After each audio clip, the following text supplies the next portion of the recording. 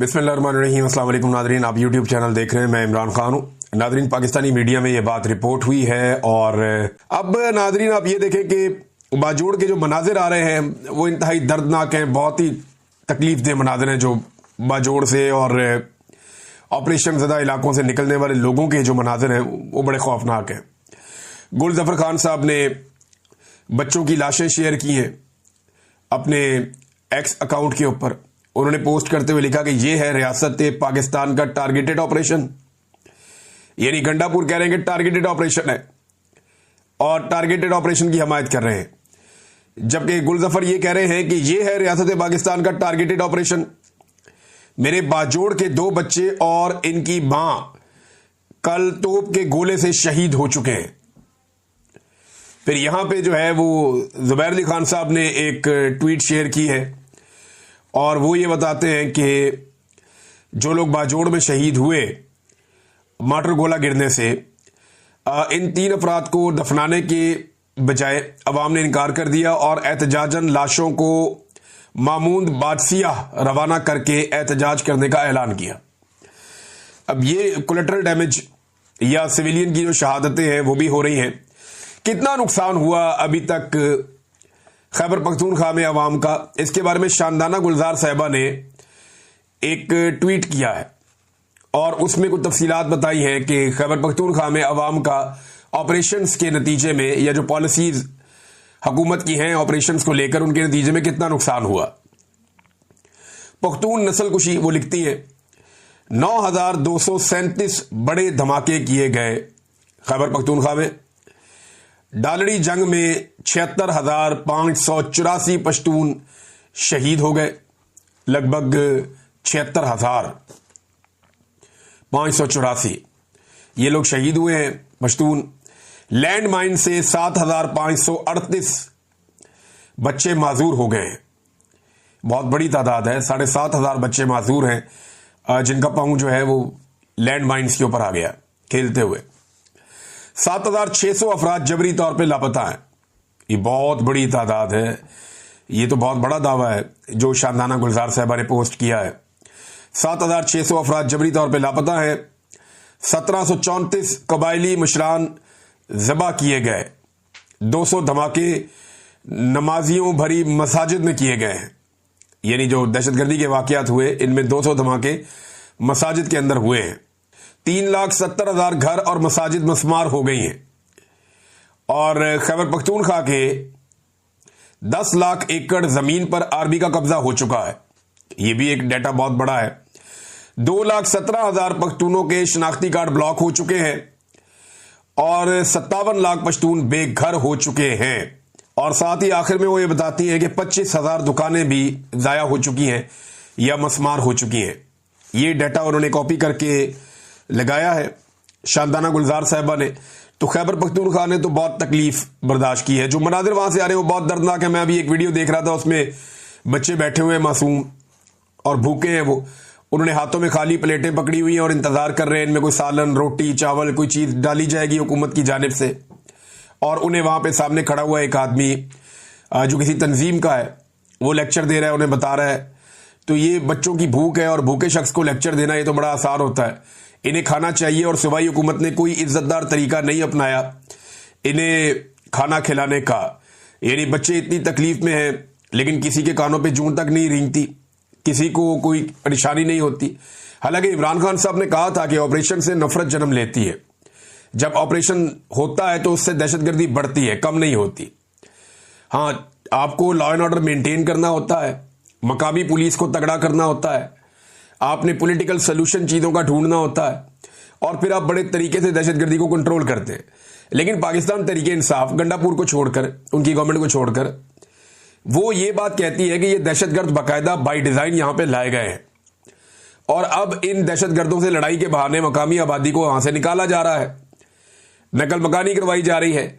और फिर उनका दावा है कि नकल मकानी जब लोग कर जाएंगे तो दहशतगर्द भी साइड पर हो जाएंगे और एक ऑपरेशन के बहाने वहां पे मादनियात पे कब्जा हो जाएगा या जो कुदरती वसाइल हैं खैबर पख्तूनख्वा के अवाम के, उनके ऊपर कब्जा हो जाएगा। अब ये पाकिस्तान तहरीक इंसाफ का मानना है कि ये डॉलरों के लिए एक जंग है, मादनियात के लिए एक जंग है और ये तरीके इंसाफ ही नहीं कहती, ये बात एएनपी भी कहती है, ये बात फजलुर रहमान साहब की पार्टी के लोग भी कहते हैं, ये बात जो है वो वहां की डिफरेंट पॉलिटिकल पार्टी या पासून वाले हैं, अमन जरगा वाले हैं, ये तकरीबन सारे लोग यही बात कहते हैं। पीटीएम भी यही बात कहती है, पश्तून तहफ़्फ़ुज़ मूवमेंट वाले वो भी यही बात कहते हैं। तो वहां की जो लोकल पॉलिटिकल पार्टीज हैं उनका ये मानना है कि हमारे मादनियात और वसाइल पे कब्जे के लिए यहां पे दहशतगर्दों को बाय डिजाइन लाया गया है और अब बाय डिजाइन एक ऑपरेशन किया जा रहा है ताकि मकामी लोग वहां से हिजरत करके निकल जाएं और ये इलाका खाली हो जाए। अब जितना पैसा गंडापुर साहब मकामी लोगों को दे रहे हैं उससे तो बेचारों के 15 दिन भी नहीं गुजरेंगे। हालात इतने मुश्किल हैं, महंगाई बहुत ज्यादा है, इनके खाने पीने का हर चीज का बंदोबस्त करना पड़ेगा। नादरीन, एक वीडियो मैंने देखी सोशल मीडिया पे, कहीं पे इंडियन गाना चल रहा था, कहीं पे कोई पाकिस्तानी गाना चल रहा था, लेकिन आदमी एक ही था जो नाच रहा था स्टेज पे चढ़ के, और मैंने उसको नाचते हुए देखा तो मुझे लगा कि ये शख्स नाचना जानता है और बड़ा अच्छा नाच रहा था। ये एक फन है, एक फनकार ये कर सकता है। तो गवर्नर जो कामरान टसूरी है वो बड़ा खूब नाचा और वो स्टेज के ऊपर चढ़ा हुआ था, सामने अवाम खड़ी हुई थी और वो अवाम के बीच में स्टेज पर खड़ा होकर तनहा नाच रहा था। उसने कोई कॉन्सर्ट रखा हुआ था अम्यूजमेंट के लिए, जश्न आज़ादी के तौर पे। वहां पे लोगों को डंडे डुंडे भी मारे गए सिक्योरिटी की जानिब से, और उसके बाद जनाब वहां पे गवर्नर साहब ने खुद ठुमके लगा के नाच करके दिखाया लोगों को। और ये वही गवर्नर है, मुफ्ती तकी उस्मानी साहब को कोई ले जाके इनकी वीडियो दिखाए, पाकिस्तान के एक बहुत बड़े आलिम दीन है मुफ्ती तकी उस्मानी, उन्हें ले जाकर ये नाच गाने की वीडियो दिखाई जाए और बताया जाए कि जिस शख्स के लिए आप हजरत उमर फारूक रज़ियल्लाहु तआला अन्हु की मिसाल दे रहे थे चंद दिन पहले, वो शख्स स्टेज के ऊपर चढ़ के सारी कौम के सामने बड़े स्पीकर लगा के नाच रहा है। तो अब आपकी इसके बारे में क्या राय है? यानी ये एस्टेब्लिशमेंट की चॉइस है। देखिए ये क्यों करते हैं ऐसी हरकतें, ये इसलिए करते हैं कि अवाम को तकलीफ हो और अवाम का सियासत के ऊपर से एतबार ही उठ जाए। चुन के गंदा सियासतदान लेकर आते हैं। ये उसी कबीले का हिस्सा है ना, जैसे फैसल वाडा हो गया, मोहसिन नकवी हो गया, ये क्या नाम है इसका, अलीम खान हो गया, ये कामरान टसूरी हो गया, इस तरह के और ओन चौधरी, वो सब ये वो लोग हैं जो एक खास एस्टेब्लिशमेंट के साथ इनका रिलेशन है और इसी बुनियाद के ऊपर इनको आगे लाया जाता है। फिर ये लोग इस तरह के काम करते हैं ताकि अवाम को नफरत हो जाए सियासत से और सियासतदानों से।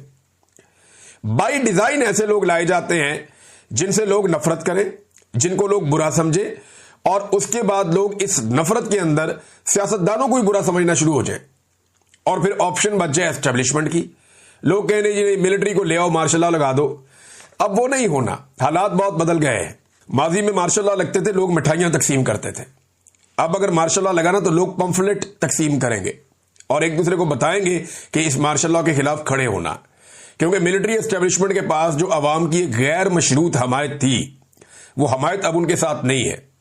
और इस तरह के कार्टूनों को मुतारिफ करवाकर, उनको नाचता हुआ दिखाकर और इस किस्म की हरकतें करवाकर, यानी बाजोड़ में खून बह रहा है। पाकिस्तान में ऑपरेशन चल रहा है, दहशतगर्दी कंट्रोल नहीं हो पा रही, पूरा बलूचिस्तान बंद पड़ा हुआ है, जायरीन जो हैं उन्हें उनके रास्ते बंद कर दिए गए हैं कि वो अपनी ज़ियारतों पे नहीं जा सकते। कोई भी शख्स बलूचिस्तान के अंदर रात या शाम के बाद दाखिल ही नहीं हो सकता। वहां पे इंटरनेट और मोबाइल फोन बंद है। ये एक बाबा जी है, ये इनकी एक वीडियो आई सामने, वो बताते हैं जी 70 किलोमीटर दूर में आया हूं सिर्फ ये वीडियो अपलोड करने के लिए। वो शख्स सिंध में दाखिल होता है, 70 किलोमीटर दूर जाता है और वहां पे जाके एक वीडियो अपलोड करता है और उसमें क्या कह रहा है, वो वीडियो अपलोड करके कह रहा है कि हमारे सारे फोन और इंटरनेट बंद कर दिए हैं, क्या हम सारे बंदूकें उठाए हुए हैं, पूरे नेटवर्क को जैम कर दिया है, क्या हम सारे दहशतगर्द हैं, ये ना फोन है ना नेटवर्क है, ना हमारे अकाउंट चल रहे हैं और ना ही इजी पैसा आ रहा है ना ही इजी पैसा जा रहा है।